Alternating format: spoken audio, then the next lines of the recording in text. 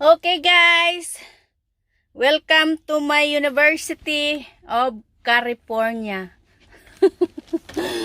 Mahagang nagising, nag-prepare, naligo, nag-lipstick, no? Kay maghatid ng estudyante ang resulta ng linis ng sasakyan. Okay, but anyway, new schedule coming. So dito muna tayo sa aking hotel car. Kasi buhay nga naman ng tao no, minsan di mo maintindihan.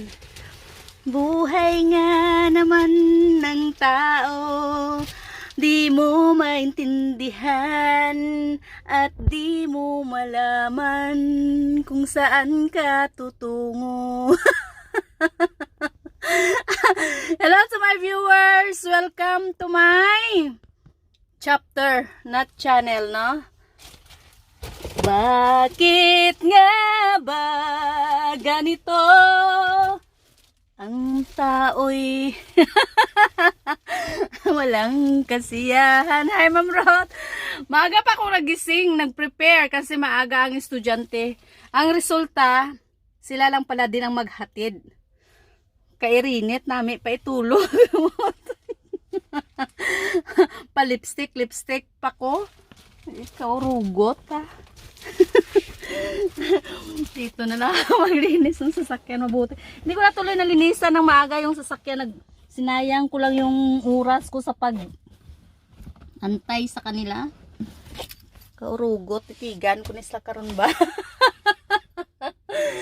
Ay ma.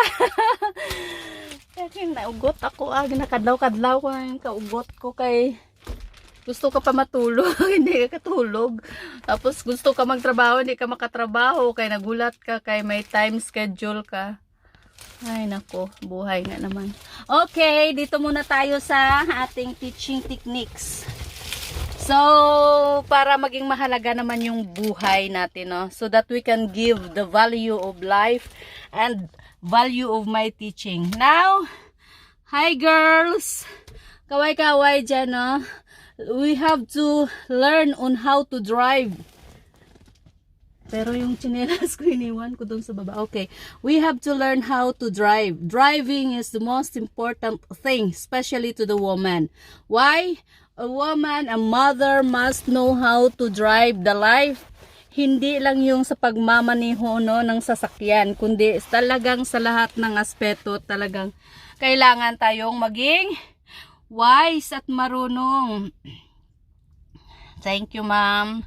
So, ito yung steering. This is the steering. Tinuro ko na ito dati, no? Meron akong mga videos nito, but again and again, I will not stop on teaching. So, this is the steering. This is the proper way of holding the steering. Itong pinakadulo ng finger natin ito, kailangan maidiin dito, no? So, yan. This is the proper way of holding the steering left and right. So, this is known as steering. Yon ang ipagpapaikot. Ito ang magpapaikot. This was connected to our tire. No, kung saan natin ibanda yung ano natin, no, iliko yung steering natin, nakakonect ito sa tire natin. So pag nakaganito tayo sa kaliwa, ang positioning ng ating tire sa kaliwa siya nakaharap. So kung ilalagay natin dito sa right side, on our right side, itong sasakyan na ang tawag dito, yung steering natin, iikutin natin dito pa kanan, yung positioning ng ating tire is also for the right side. So, yun, ito ang tinatawag na steering. Okay? So, now, because I am using automatic, dalawa lang yung makikita natin dyan sa ibaba. Buksan muna natin pinto. Saglit. Okay. Yan. Yan ang sa ibaba. Ito, butas na yung medyas ko. Hindi na ako makabili, no? Kahit naka-makeup, naka-lipstick, butas ng medyas ni Manay. Okay. This is the brake. Itong brake na tinatawag, ito yung foot brake. Okay? Ito yung foot brake. So, yung foot brake, ma-manual man or ma-automatic ang sasakyan, ang foot brake ay laging nasa gitna. Lagi nating pakatandaan, we have to remember that the foot brake is always on the middle. Even the car is manual or automatic. And then, this is known as the accelerator. Ito yung gasolinador. Ito yung magbibigay ng puwersa para tumakbo yung sasakyan. Accelerator ang tawag dito. Okay? So, accelerator, foot brake. Foot brake, accelerator. Okay? So, ang paggamit ng ating accelerator, dahil ito siya ang nagbibigay ng puwersa para makatakbo yung sasakyan, so, ang kailangan natin, we have to push it tenderly. Okay? Ipupush lang natin siya ng dahan-dahan with tender care. Huwag nating ipupush ng biglaan. So, para masanay tayo, no, kahit wala pa tayong sasakyan ngayon, we are on the practice, we have to try our foot. Ito lang, no, itong paa natin, itatry natin na mag-ano siya dito, magpupush siya dito, no? Imaginary, kahit imaginary lang. Ipupush natin siya ng dahan-dahan para ma-practice natin, no, sa sarili natin. We have to remember na sa pagkuha natin ng ating mga lisensya, kailangan muna natin ng theoretical, no? Theoretical or theoretical? Theoretical, okay. Theoretical exam. Kailangan muna nating alamin ang parte ng mga sasakyan kung paano ito i-manipulate, kung paano ito gagamitin. Okay? So, yun ang pinakauna nating malalaman bago tayo makakakuha ng driver's license. So, yan, accelerator, foot brake. Dito naman tayo sa gear. Ano ba ang meron sa gear? Eto, hindi mo ito ma-move unless ipupush mo muna. Ito dito, meron ito. Okay? Makita ba? Ito. So, ipupush mo at i-move mo ito sa direksyon na ayon sa iyong gusto. So, dito, ayan. Madaling i-memorize. Friend. P as in parking. R reverse, N neutral, and D is drive. So, pag nag-drive tayo, ipupush natin, hawakan natin ito. Ito yung gagawin natin, ha? Foot brake. Ipupush natin ng malalim yung foot brake. At ipupush din natin dito, ganyan, and move the gear into kung saan, no, tayo pwede. Kung mag-reverse ba tayo or mag-drive. Okay? Ito yung reverse, papuntang likuran or pabalik. Etong drive, ito na yung go. So, lagi nating tandaan, ito muna yung mga pinakauna nating tingnan. Gear, steering, foot brake, at accelerator. Accelerator, foot brake, gear, and steering. So, for the meantime, ito muna yung ating titingnan, no? Kahit sa sometime we go to YouTube, no? Sa mga YouTube natin na channel, meron yan yung kung paano gagamitin yung mga parte ng sasakyan.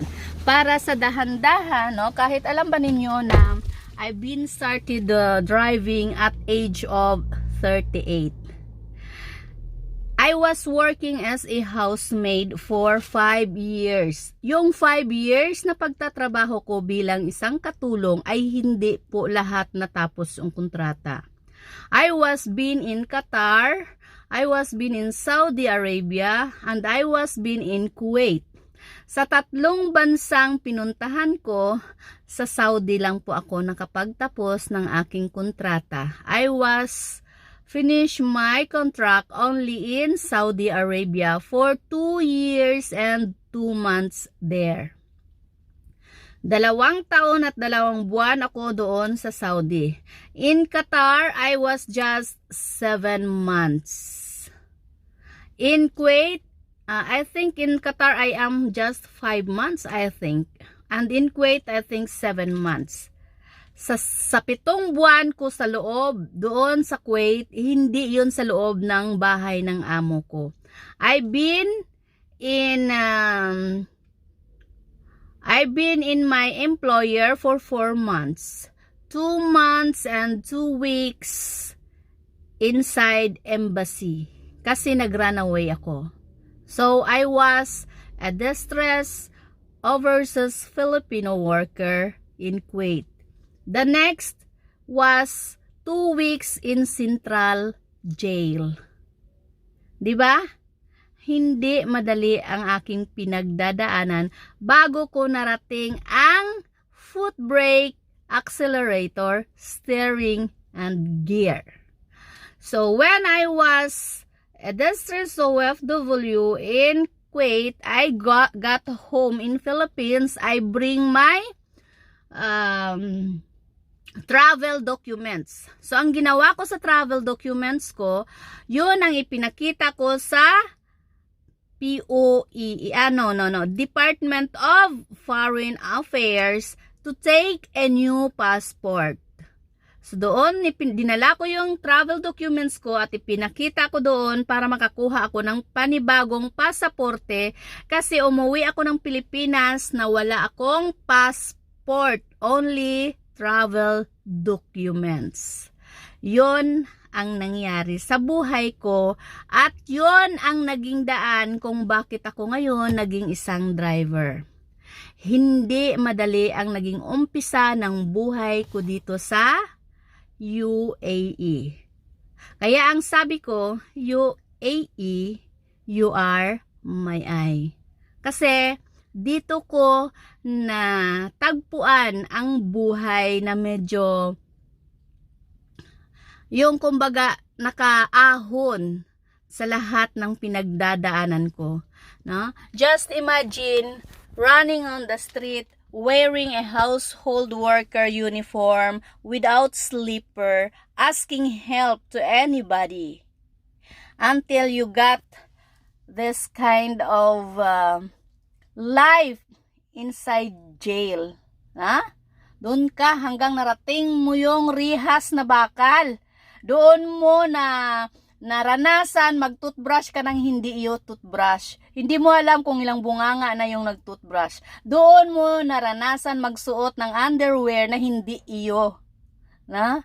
Mayo pa tong sa okay-okay, no? Kaya medyo siguro may mga tag price pa. But doon sa inside jail, wala, hindi mo alam kung kaninong bilahan. No? Lapuan lang og tubig ininit para may magamit. So that is the life of being a fighter, a survivor. Na? Kailangang matatag tayo sa buhay. Kailangan we know how to drive. Hindi lang sa pagmamaneho sa sasakyan, kundi sa pagmamaneho ng buhay natin. Kung paano natin ihakbang, no? Or hakbangin ang bawat minuto. Before, when things will come, no? Yung, lalo na yung mga problema, no? Muna. Iniwan ko yung tsinelas ko dito eh. Kasi ayaw kong madumihan yung sasakyan. Ayan. Okay. Alam ba ninyo na noon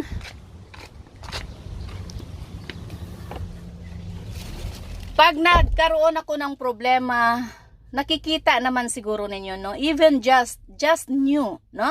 Last year, even I am holding the steering, nagawangal ako, no? I am crying so much that I can almost die. But those cries, those shouts, those moments holds me. No? Yun ang humawak sa akin. Kahit lumuluha man ako habang hinahawakan ko yung steering dahil sa mabigat na problema sa buhay. Habang tumatakbo ako sa kalsada, I give thanks to God the Father that I was in safe. Talagang minahal niya ako. Kasi kahit umalingaw-ngaw sa loob ng sasakyan, yung sigaw at hagulgol ko sa bawat problemang nangyayari sa buhay ko, I was still kicking and alive and giving my life. Na? Napakaganda ang buhay kung marunong tayong magmaneho. We can see the beautiful life if we knew how to drive. Not just in a car, the life that we must to drive on. Ngayon, along the way, hindi ko na gustong balikan ang nakaraan at ayaw ko na ring tingnan ang masalimuot na buhay. Ang gusto kong tingnan ay yung hinaharap na talagang kumbaga pinapasok sa'yo, no? Yung pumupunta sa buhay mo. All I want is this and this is my fate. Ito ang gusto ko, pero ito yung palad ko. Ito yung binibigay sa akin. Now, there is something for you to confuse. Yun ang magiging dahilan kung bakit ka na nagaduha-duha, no? Kasi yung coming, no? All those things that coming in front of you, ano ba ito? No? Gusto kong basahin anong buhay ito. 'Di ba? Hi Nini, kumusta ne? Ngayon, kung titingnan mo yung nasa likuran mo, napakasaklap na buhay meron ka. Kasi yon ay pinagdadaanan mo that can comes to your heart. Pagbalikan mo yung mga panahon ng iyong kahirapan, lalo na pag nahawakan mo yung rihas na bakal, and then you will say, no? Parang gusto mong magmura, gusto mong manakit, gusto mong mag-revenge. Leave it back. Hayaan mo na yon sa likuran mo. Huwag ka nang gumanti, huwag ka nang tumingin, hayaan mo na lang yon. Leave it as a shadow of your life. Ha? Pag ang shadow ng buhay mo ay nandyan pa rin, dadalhin mo, yon ang magbibigay sa iyo ng silong. Ha? Hindi ba pag sobrang mainit, no, sa iyong harapan at merong aninong naka-shade sa iyo, you feel comfortable. Hayaan mo yon na magiging shade yon ng buhay mo, yung ang iyong kahapon. Thank you, ne.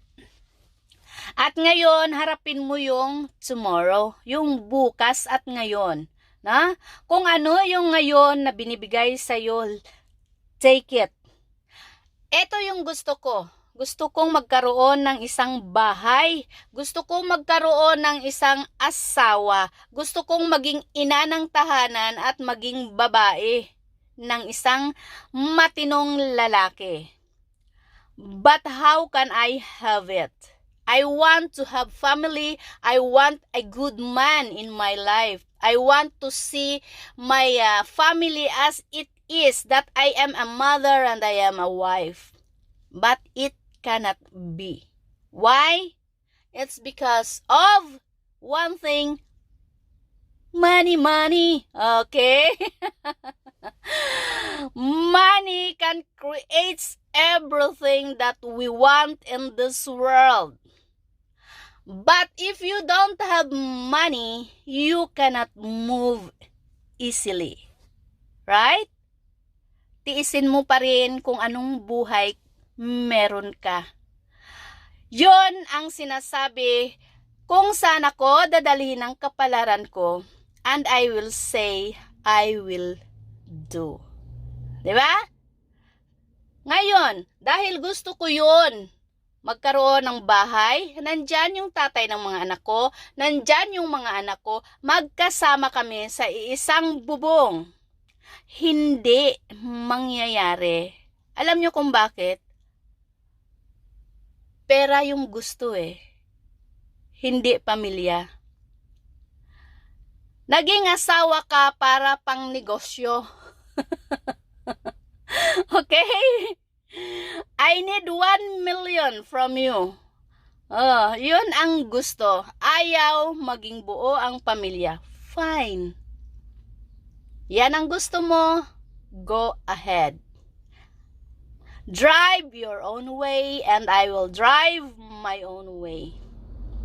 Na sometimes people in front of us cannot understand. Gwapo man to yang bana, nganong dili man gyud siya. Professionals na yang mga anak, nganong buwag pa man sila. Nana sila'y balay, milyon. Konkreto, nganong dili pa man sila buo. What is the meaning of this life? There is no satisfaction. It's because of one thing. Aiming a big money. Money. Okay. So, no money, no honey. Yon ang totoong buhay. So, kung titingnan mo yon, mangiyak-ngiyak ka. Ha? Kung titingnan mo yung utang ina nyo, you can say bad words. Na? Magmumura ka kasi nagagalit ka. You are dreaming a beautiful life. You strive, you work hard for such thing. At the end of time, there is no contentment. Anong buhay pa ang gusto mo? So, kung yun ang titingnan mo, makamura ka. Mumurahin mo, buti pa sila, sweet silang dalawa, di ba? So, kung titingnan mo yon, yung mga pinagdadaanan mong hirap, at harapin mo yung naging bunga ng iyong pagsisikap na hindi mo mabuo, mamura mo ang lahat ng nakapalibot sa'yo. Live your life alone. Mamuhay kang mag-isa at gawin mo kung ano ang binibigay sa'yo ng tadhana. Why? Life is a mission. Ngayon,